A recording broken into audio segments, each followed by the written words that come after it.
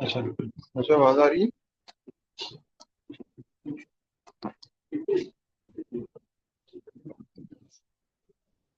M I Audible?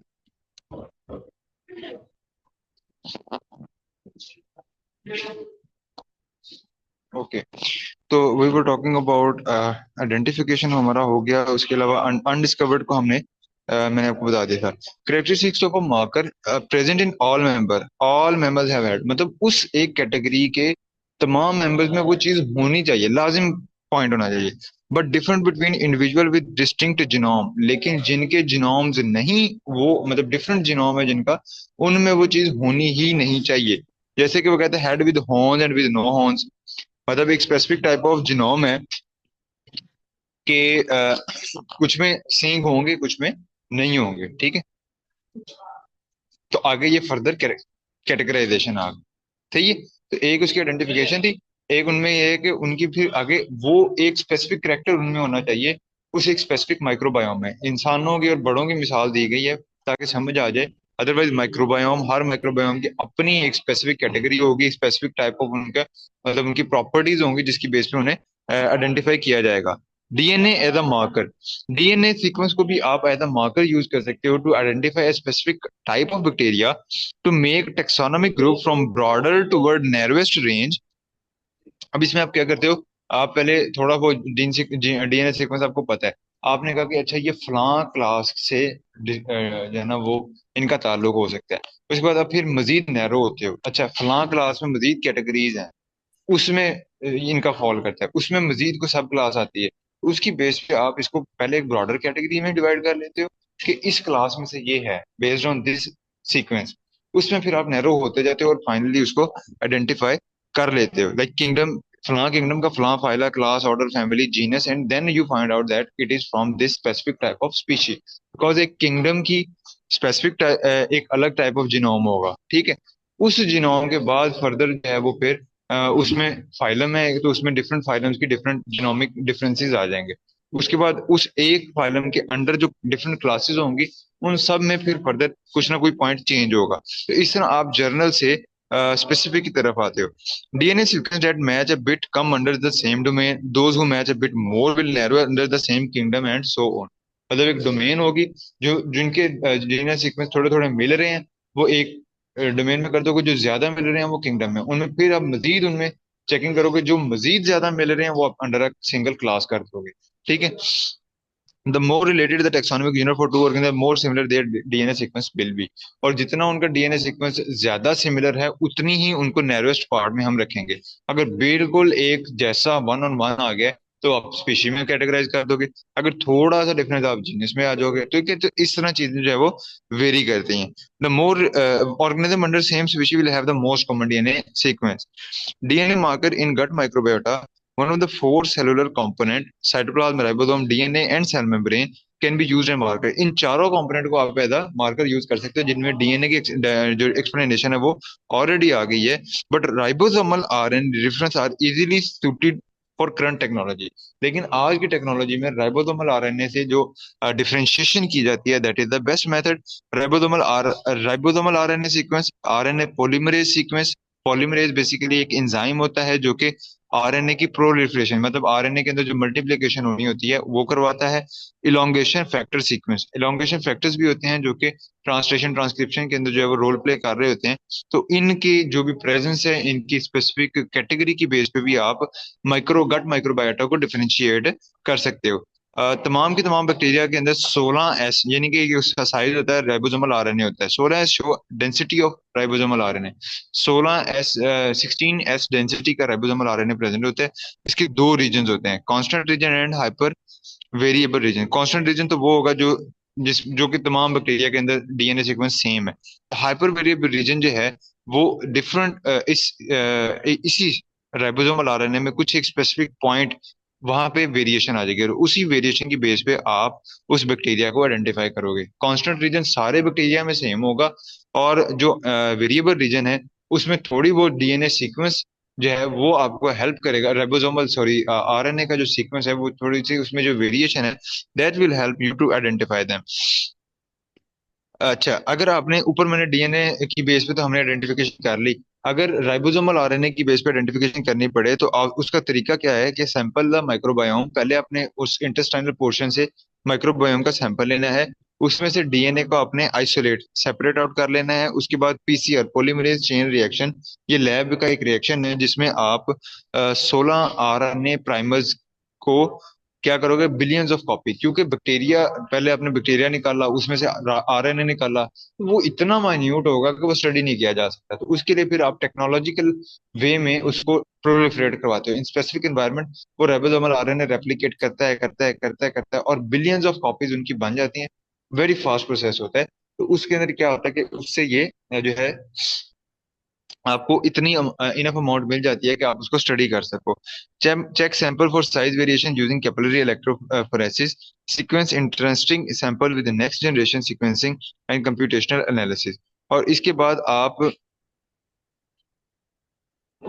उस basis पे, उस पीसीआर की बेस पे आप जो है वो उसको फर्दर कैपिलरी इलेक्ट्रोफोरेसिस, ये होती है डिफरेंशिएशन, मतलब उसमें बैंड्स बनते हैं।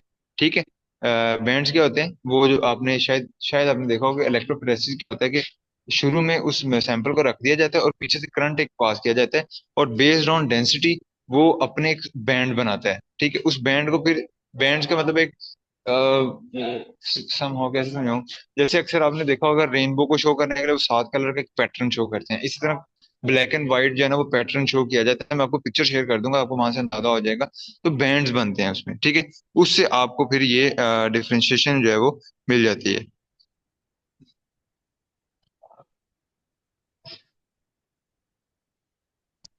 अच्छा, ये जो है बेसिकली साइड पे एक्सप्लेनेशन मैंने लिखी है, और इस तरफ हमारे पास मेथड है, the 16S based method. Uncultured community DNA is extracted from the sample that contain multiple microbe. तो हमने सबसे पहले जो जो ब्लू कलर में लिखा है 16S बेस्ड अप्रोच, वहाँ हमने उसको स्टार्ट कहाँ से कर लिया है।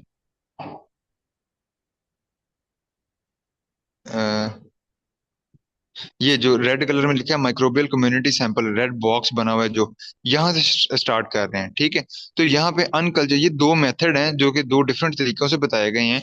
तो उनमें जो है ऊपर वाला जो मेथड है ना, यानी जिसमें ऊपर की तरफ ब्लैक एरो करके लिखा गया एक्सट्रैक्ट डीएनए, यहाँ पे uncultured community DNA study from sample that contain multiple microbe. Multiple microbe वाले सैंपल में से, क्योंकि उसमें बहुत सारे डिफरेंट माइक्रोब्स थे, आप एक माइक्रोब को सेपरेट करके फिर उसमें से डीएनए नहीं निकाल रहे, तो आपने डीएनए एक्सट्रैक्ट कर लिया as a whole. The 16S gene is amplified and sequence to separate out bacterial taxa. अब इसमें क्या किया जाएगा कि इसमें एक स्पेसिफिक जो इन्वायरमेंट और स्पेसिफिक कंडीशंस प्रोवाइड की जाएंगी, जिसके जरिए सिर्फ 16S, जो डेंसिटी की बेस पे भी हम करते हैं, सेंट्रीफ्यूगेशन भी कर सकते हैं, हम 16S को एम्पलीफाई कर लेंगे। एम्पलीफाई का मतलब है कि उसको सेपरेट आउट करके उसकी जो है रेप्लिकेशन करवा देंगे ताकि वो विजिबल हो जाए। 16S जो है हमारे पास जीन जो है वो एम्पलीफाई हो जाएगा। Highly similar sequence are grouped into operational taxonomic units. अब इनमें से जो हमें मतलब सेम सेम ग्रुप्स मिलेंगे, ऐसे जो जीन स्ट्रक्चर या ऐसे माइक्रोबियल स्ट्रक्चर जिनके, यानी कि वो जीन्स वाले जो पार्ट जो कि मोस्ट सिमिलर होंगे, उनको हम एक ग्रुप में कर देंगे ऑपरेशनल टेक्सोनोमिक यूनिट्स।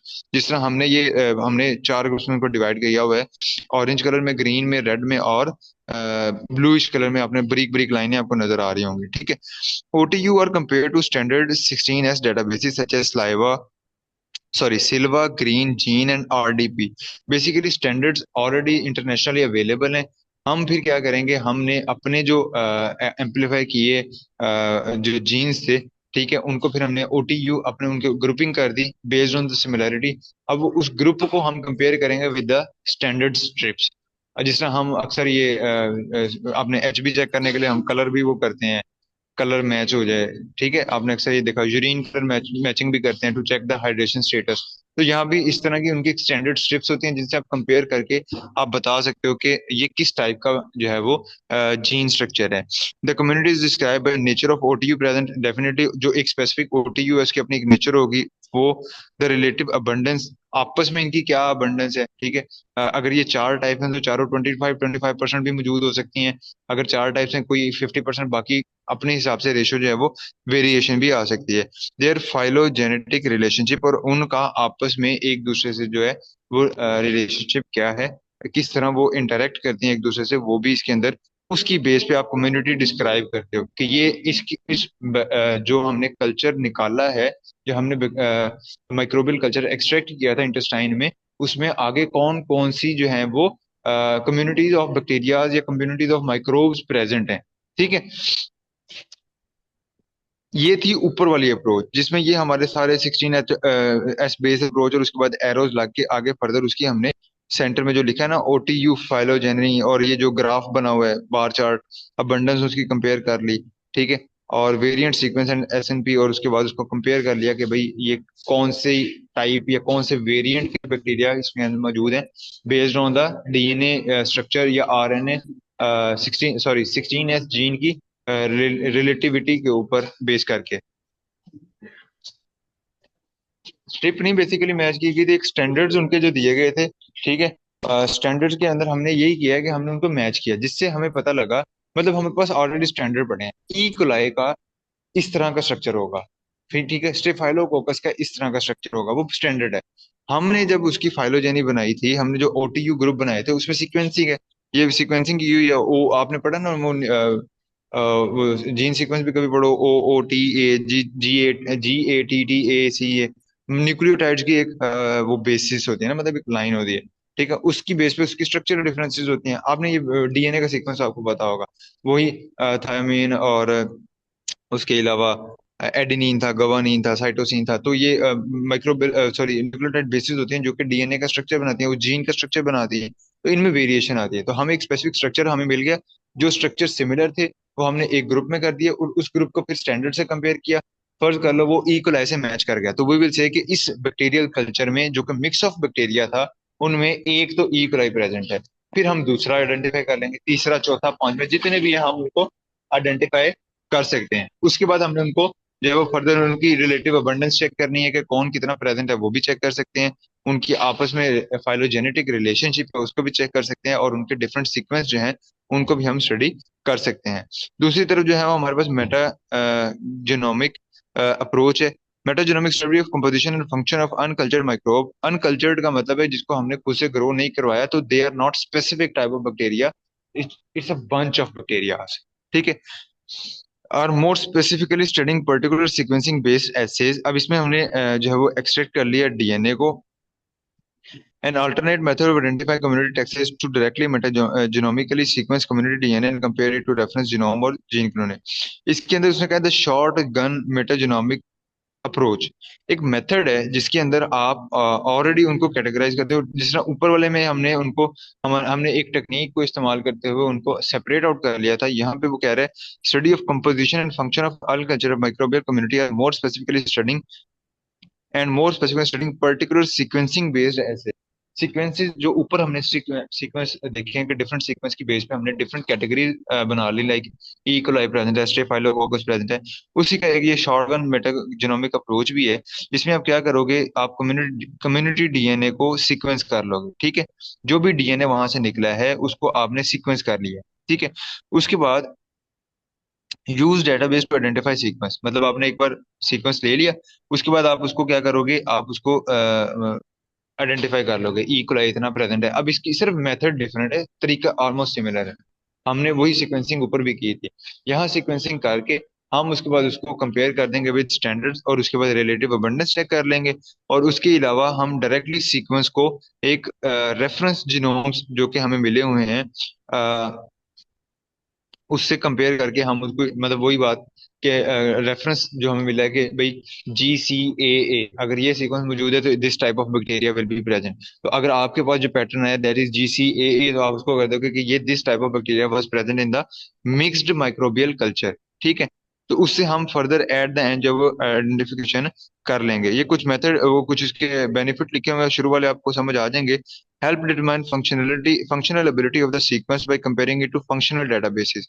बेसिकली हम उसको, अगर तो हम ये आइडेंटिफाई करना चाह रहे हैं कि कौन सा बैक्टीरिया मौजूद है, तो हम उसको उसके रिलेटिव जो जीन सीक्वेंसेस ऑलरेडी अवेलेबल हैं उसके साथ कंपेयर करेंगे। और इसमें एक एडिशनल चीज है, फंक्शनैलिटी डेटाबेस। फंक्शनैलिटी डेटाबेस क्या है कि एक इंफॉर्मेशन का सेट है, जिसमें कैग और सीड है। ठीक है। वो फंक्शनल डेटाबेस हैं, उनमें उनसे फिर हम उनको कंपेयर करेंगे to check out the functionality, functional ability. तो वो जो बैक्टीरिया मौजूद हैं कौन कितना फंक्शनल है, कौन बैक्टीरिया हो सकता है मौजूद हो लेकिन मरे हुए हो, ठीक है, वो अपना फंक्शन ही ना परफॉर्म कर रहे हो, इनएक्टिव हो, तो उस केस में फिर ये वो तो कोई रोल ही नहीं प्ले कर रहे, तो उनको आइडेंटिफाई करके या उनको पढ़ने की जरूरत ही नहीं है।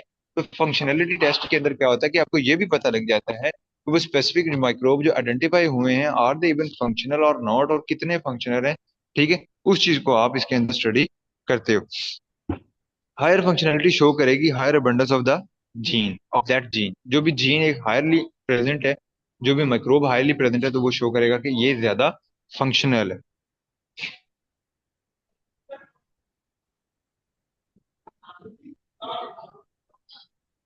हाँ, यहाँ से भी एक और पॉइंट इसमें मेरे ध्यान में आ गया। देखो, जब आपको पता लगा कि एक फंक्शनैलिटी डेटाबेस के तौर पे आपको पता लगा क्योंकि this specific type of functionality was more available, मतलब ये ज्यादा, ये वाला स्पेसिफिक फंक्शन फंक्शनैलिटी डेटाबेस से आपने कंपेयर किया था, आपने देखा कि ये फंक्शनैलिटी जो है वो ज्यादा प्रेजेंट है। आप उसको देखते हो कि उस फंक्शनैलिटी के बेसिस में, उसके बैकग्राउंड में जीन कौन सा है, तो आप उसे बता सकते हो कि क्योंकि ये फंक्शन बहुत ज्यादा हो रहा है, तो इसकी बैकग्राउंड में ये जीन है, जिस फर्ज कर 16 ऐसे, ये वाला जीन, तो इस वजह से इस जीन की कम्युनिटी जो है वो ज्यादा मौजूद है उस कम्युनिटी के अंदर।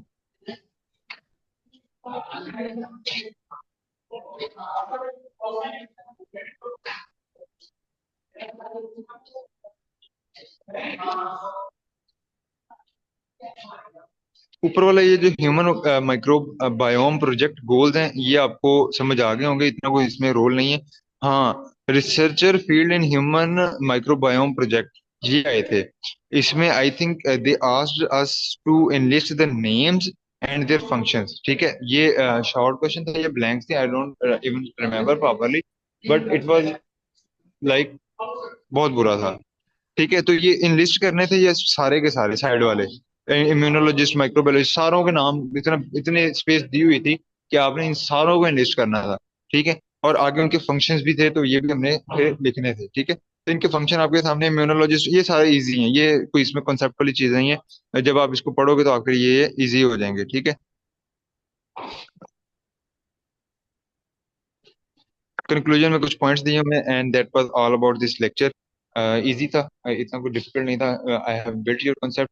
आप यहाँ से नोट्स मैं आपको शेयर कर दूंगा, और आप इसको पढ़ो, समझो, और then go to the slides tomorrow. Clear है? एनी क्वेश्चन और कंसर्न?